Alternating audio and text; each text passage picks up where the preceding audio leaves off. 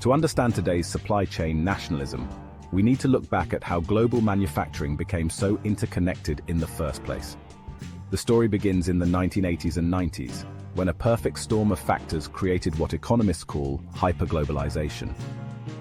Companies discovered they could dramatically cut costs by moving production to countries with lower labor costs, primarily in Asia. What started as simple outsourcing of basic manufacturing soon evolved into complex global supply chains. This wage differential was just the beginning. Three key developments accelerated the trend. First, technology made global coordination possible. The internet, specialized software, and telecommunications advances meant companies could manage operations across multiple countries in real time.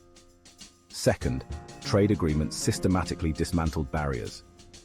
The creation of the World Trade Organization in 1995, China's entry in 2001, and dozens of bilateral agreements reduced tariffs to historic lows, making it economically viable to ship components across multiple borders. Third, the philosophy of just-in-time manufacturing took hold.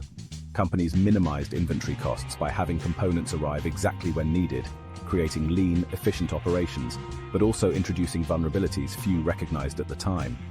By 2019, the average automobile contained parts from dozens of countries.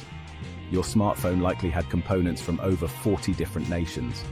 T-shirts might be made from cotton grown in one country, spun into yarn in another, woven into fabric in a third, before being cut and sewn in yet another.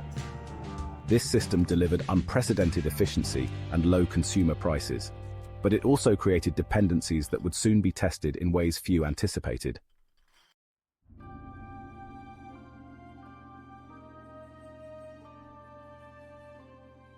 In early 2020, the fragility of global supply chains was suddenly exposed for all to see. As COVID-19 spread worldwide, countries scrambled for basic medical supplies, only to discover they had become dependent on imports for essentials like masks and ventilators. The pandemic revealed a fundamental truth. In times of crisis, global supply chains can quickly break down as nations prioritize their own citizens' needs. The semiconductor shortage that followed demonstrated how disruption in one sector could cascade across industries. Automakers worldwide were forced to park partially built vehicles while waiting for chips, costing the industry an estimated $210 billion in 2021 alone.